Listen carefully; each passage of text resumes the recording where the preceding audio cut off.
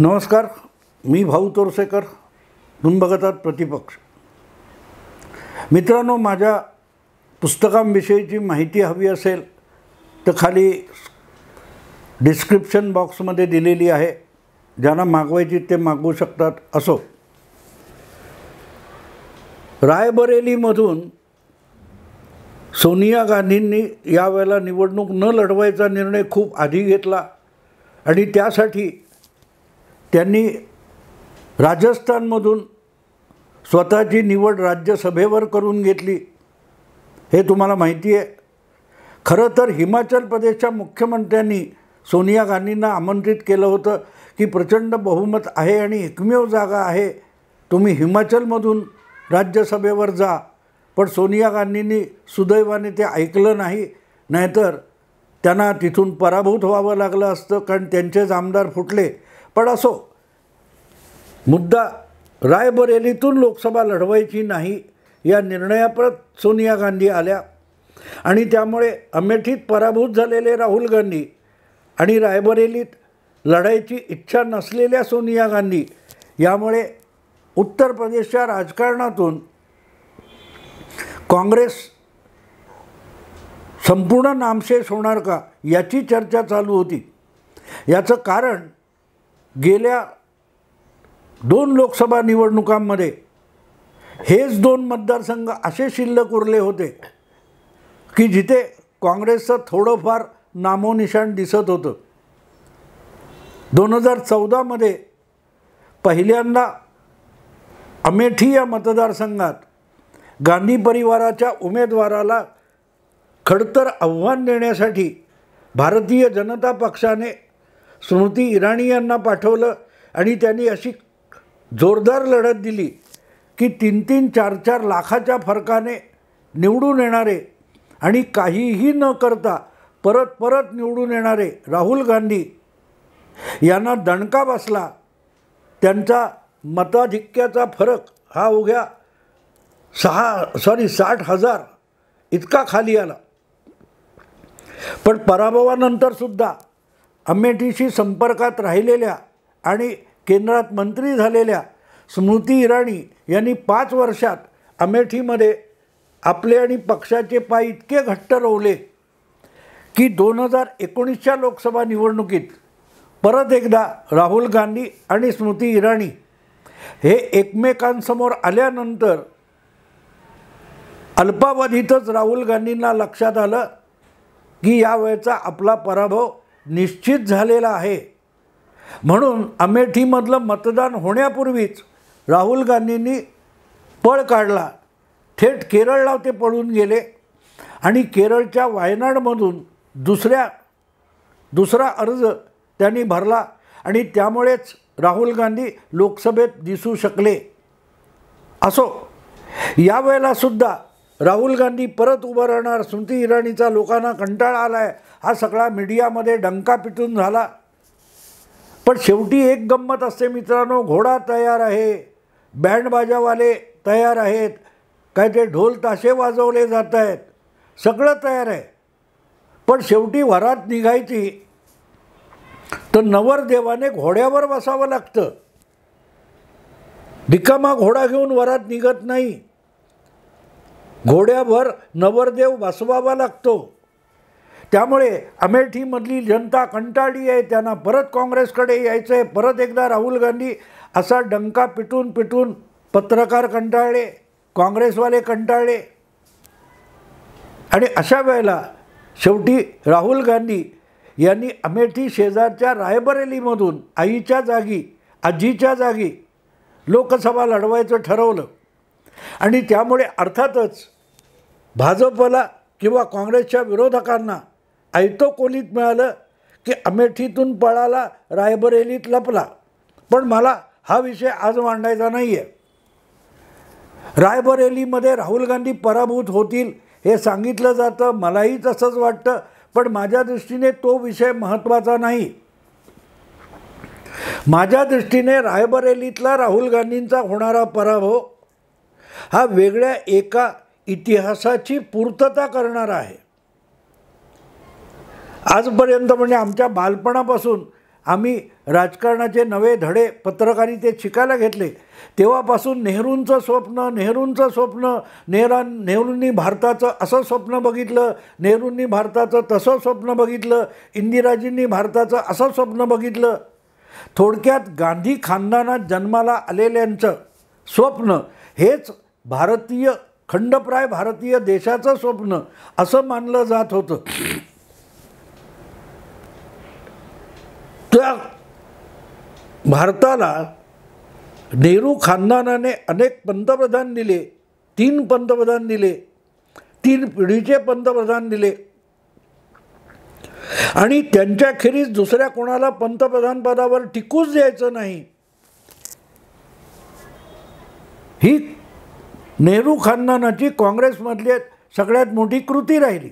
असो, अशा परिस्थितीमध्ये मनमोहन सिंग 10 वर्ष काँग्रेसचे पंतप्रधान होते, पण ते बुजगावणं होतं.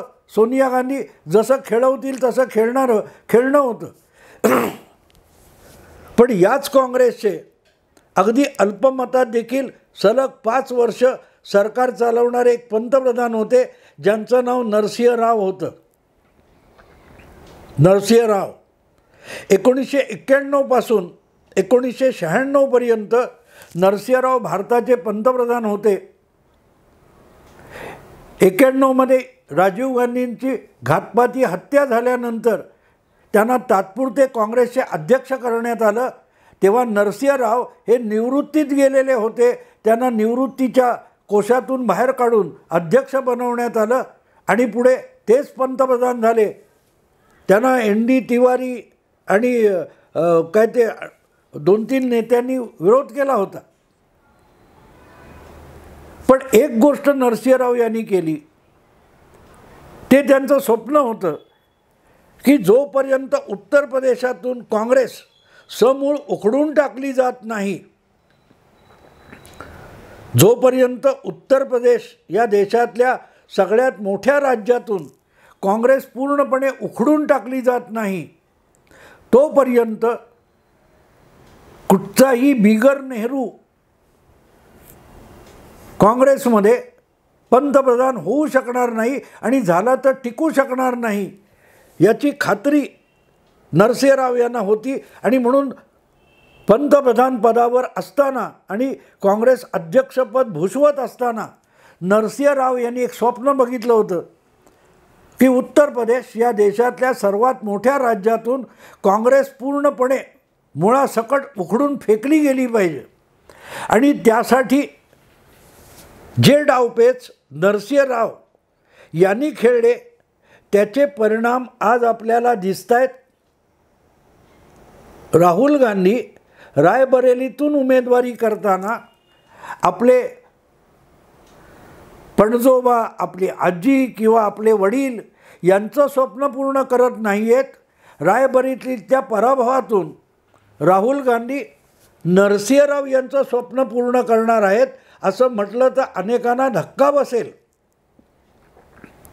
नरसिंहराव पंतप्रधान झाल्यापासून त्यांना ज्या उत्तर भारतीय नेत्यांनी आणि गांधी नेहरू परिवाराशी निष्ठ असलेल्या काँग्रेस नेत्यांनी हैराण करून सोडलं होतं, त्यातून मार्ग काढायचा असेल तर काँग्रेस नेहरू परिवाराला बळ देणारा जो प्रांत आहे, उत्तर प्रदेश आहे, तिथून काँग्रेसचं कंबरडं मोडलं पाहिजे, काँग्रेसची संघटना संपवली पाहिजे असे डावपेच नरसिंहराव यांनी सुरू केले. आणि त्याचा परिपाक आपण बघतोय. कारण सरळ होतं की उत्तर प्रदेशमधली बलदंड काँग्रेस हाच नेहरू परिवाराचा सगळ्यात मोठा आधार आहे. जोपर्यंत हा उत्तर प्रदेशचा आधार नेहरू खानदानाच्या पाठीशी ठामपणे उभा आहे, तोपर्यंत उत्तर प्रदेश बाहेरचा, मग गुजरातचा असेल, आंध्र प्रदेशचा असेल, बंगालचा असेल, कुठलाही काँग्रेसचा पंतप्रधानसुद्धा नेहरू खानदान टिकू देणार नाही. त्यामुळे नेहरू खानदानाचा जो उत्तर प्रदेशच्या पिंजऱ्यात अडकलेला जीव आहे त्या पक्षाचा मारून टाकायचं, उत्तर प्रदेशातला पक्षी काँग्रेस मारून टाकायची, तरच नेहरू खानदानाचं महात्म्य संपवता येईल याची खुणगाठ नरसिंहरावांनी बांधली होती आणि आपल्या हयातीत, आपल्या पंतप्रधानपदाच्या आणि काँग्रेस अध्यक्षपदाच्या हयातीत तो प्रयोग नरसिंहराव यांनी सुरू केला. मला आठवतं त्याप्रमाणे उत्तर प्रदेशच्या विधानसभेत नरसिंहराव पंतप्रधान असताना सुद्धा 90पेक्षा अधिक काँग्रेस आमदार होते. 1993ला मुलायमसिंग आणि काशीराम यांनी युती केली. सपा बसपा युती होऊन त्यांचं एक संयुक्त सरकार आलं. त्यामध्ये फाटाफूट होऊन भाजपच्या पाठिंब्याने मायावती मुख्यमंत्री झाल्या. पण लवकरच मायावतींनी भाजपला धुडकावलं आणि उत्तर प्रदेशात मध्यावधी निवडणुका आल्या. तेव्हा परत एकदा तिरंगी चौरंगी निवडणुका होण्याची शक्यता होती. एका बाजूला बलदंड भाजप, दुसऱ्या बाजूला चांगली ताकद असलेला समाजवादी पक्ष आणि समाजवादी पक्षाशी तुल्यबळ ताकद असलेलं संघटन असलेला काँग्रेस पक्ष आणि चौथ्या क्रमांकाचा असलेला बहुजन समाज पक्ष, अशी 1996मधली उत्तर प्रदेशची परिस्थिती होती. अशा वेळेला कारण नसताना 50-60 आमदारांच्या बहुजन समाज पक्षाला उत्तर प्रदेश विधानसभेच्या 425 पैकी 300 जागा बहाल करून फक्त 125 जागांवर काँग्रेस पक्ष निवडणूक लढवेल अशी तडजोड नरसिंहराव यांनी पंतप्रधान आणि काँग्रेस अध्यक्ष म्हणून केली. एक प्रकारे बसपापेक्षा 30-40 आमदार स्वपक्षाचे जास्त असताना नरसिंहराव यांनी काँग्रेस पक्षाचा उत्तर प्रदेशात बसपा काँग्रेस आघाडीतून सरळ सरळ बळी दिला आणि त्या निवडणुकीमध्ये बसपाकडे यश फार मिळवू शकला नाही. पण बहुजन समाज पक्षाकडे काँग्रेसची उरली सुरली दलित मतं गेली, ती परत कधीही काँग्रेस पक्षाकडे येऊ शकली नाहीत. 1996 साली जो दुसऱ्या तिसऱ्या क्रमांकावर काँग्रेस पक्ष होता, तो 96च्या निवडणुकीमध्ये थेट चौथ्या क्रमांकावर फेकला गेला. याचं एकमेव कारण असं होतं की नरसिंहराव यांनी काँग्रेस पक्षाला उत्तर प्रदेशच्या सगळ्या जागा लढवू दिल्या नाहीत. बसपाला 300 जागी पाठिंबा दिला आणि काँग्रेस 125 जागी लढली. तेव्हा ज्या काय 30-40 जागा काँग्रेसच्या आल्या, त्यातून काँग्रेस पक्ष हा उत्तर प्रदेश विधानसभेत चौथ्या क्रमांकावर फेकला गेला. साहजिकच जिथे जिथे काँग्रेसचं संघटन होतं ते हळूहळू करून मरत गेलं. ज्याला मराठीमध्ये आपण म्हणतो, एखादं झाड मारायचं असेल तर त्या झाडाच्या मुळाशी मोरचूद घालतात आणि मोरचूद घातलं की हळूहळू त्या झाडाची मुळं मरायला लागतात आणि झाडाची मुळं मरत जातील तसतसं वरचं झाड आणि वृक्षाचा पसारा हा सुका थंटणीत होत जातो, झाड वटतं. नरसिंहराव यांनी तब्बल 28 वर्षापूर्वी उत्तर प्रदेशातल्या काँग्रेसचा जो वटवृक्ष होता त्याच्या मुळाशी जे मोरचूद घातलं, त्यातून काँग्रेस पक्ष वठायला आणि मरायला सुरुवात झाली. आणि आज त्या पक्षाची अवस्था अशी आहे की उत्तर प्रदेश विधानसभेत 403 पैकी अवघा एक काँग्रेस पक्षाचा आमदार शिल्लक राहिलेला आहे. लोकसभेमध्ये गांधी परिवाराची जी पुण्याई आहे, त्यामुळे अमेठी आणि रायबरेली या 2 जागा तरी निवडून येत होत्या. व राहुल गांधी यांनी अमेठी या मतदारसंघात सलग 3दा विजय मिळवून तिथलीसुद्धा जी नेहरू गांधी खानदानाची पुण्याई होती ती दिवाळखोरीत काढली आणि 2019मध्ये अमेठीमधून गांधी नेहरू परिवाराचा हा वारस तब्बल 60,000 मतांच्या फरकाने पराभूत झाला. तरीही दुसरीकडे शेजारी रायबरेलीमध्ये गांधी नेहरू परिवाराच्या सुनबाई सोनिया गांधी मात्र जिंकल्या होत्या आणि ती जागा एकमेव काँग्रेसची जागा म्हणून लोकसभेत येऊ शकली होती. यावेळेला तिथूनही राहुल गांधी उभे आहेत आणि अमेठीतून पाय लावून पळालेला अशी ज्यांची ख्याती आहे तो यावेळेला रायबरेलीमध्ये सुद्धा काँग्रेसचा पराभव घडवून आणणार हे वेगळं सांगायला नको.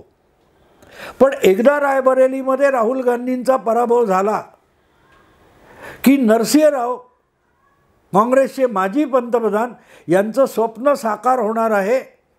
कारण मग 18व्या लोकसभेमध्ये 2024चे निकाल लागल्यानंतर जी लोकसभा तयार होणार आहे त्या लोकसभेमध्ये काँग्रेस पक्षाचा एकही खासदार शिल्लक उरलेला नसेल. ही बाब महत्त्वाची आहे आणि म्हणून मी म्हणतो की 1996 साली नरसिंह राव यांनी जो प्रयोग सुरू केला होता की नेहरू खानदानाला काँग्रेसच्या बोडक्यावरून उतरवायचं असेल, काँग्रेसच्या मातकुटीवरून नेहरू खानदानाचं जे भुताटकी आहे ती जी बानगुटीला बसलेली आहे काँग्रेसच्या ती उतरवायची असेल तो काँग्रेस पक्षाचा जो सगळ्यात मोठा बालेकिल्ला आहे उत्तर प्रदेश, तो उत्तर प्रदेश काँग्रेससाठी उजाड आणि वैराण आणि वाळवंट करून टाकायचं हे स्वप्न नरसिंहरावांनी बघितलं होतं. आज ते हयात नाहीत, पण त्यांचं स्वप्न रायबरेलीतल्या पराभवातून राहुल गांधी साकार करणार आहेत हे विसरता कामा नये. नुसता पराभव नसेल, रायबरेलीमध्ये राहुल गांधी निवडणूक हरले तो फक्त राहुल गांधींचा पराभव नसेल, काँग्रेसने गमावलेली आणखी एक जागा नसेल, तर उत्तर प्रदेशामधून काँग्रेस पक्षाचं नामोनिशाण संपवणारा तो निकाल असेल. आणि तेच तर नरसिंहराव यांचं स्वप्न होतं. अर्थात नरसिंहरावना उत्तर प्रदेश काँग्रेस मुक्त करायचा होता आणि त्यापेक्षा तो गांधी नेहरू परिवारातून उत्तर प्रदेश मुक्त करायचा होता. आणि एकदा तो मुक्त झाला तो काँग्रेसवरचा नेहरू गांधी खानदानाचा वर्चस्व संपेल हे स्वप्न त्यांनी बघितलं होतं. 10 वर्षापूर्वी मोदींनी काँग्रेसमुक्त भारताचं स्वप्न बघितलं होतं. हळूहळू करत राहुल गांधींनी पंतप्रधान मोदींकडून काँग्रेसमुक्त भारताचं स्वप्न आंदण घेतलं आणि आपल्याच पक्षाचे माजी पंतप्रधान नरसिंह राव यांचं जे उत्तर प्रदेश काँग्रेसमुक्त करण्याचं स्वप्न होतं ते पूर्ततेला नेण्याचा चंग बांधला. त्यातूनच गेल्या वेळेला अमेठी संपवली, यावेळेला राहुल गांधी रायबरेली संपवतील. उरलेल्या छोट्या छोट्या राज्यामध्ये कुठे कुठे काँग्रेस शिल्लक आहे तेही काम आगामी 10 वर्षात राहुल गांधी पूर्ण करतील. आणि योगायोग बघा मित्रांनो, तेच नरसिंह राव हे मूळचे तेलंगणातले आंध्र प्रदेशमधले आहेत. यावेळेला आंध्र प्रदेश लोकसभेत काँग्रेसला दणका बसणार हा आणखीन एक योगायोग असेल. पण असो, या निकालातून राहुल गांधी हे नरसिंहरावांचं स्वप्न पार पाडतील, पूर्ण करतील, अपुरं स्वप्न पूर्ण करतील ही माझी अपेक्षा आहे. व्हिडिओ आवडला लाईक करा, शेअर करा, सबस्क्राईब करा. नमस्कार.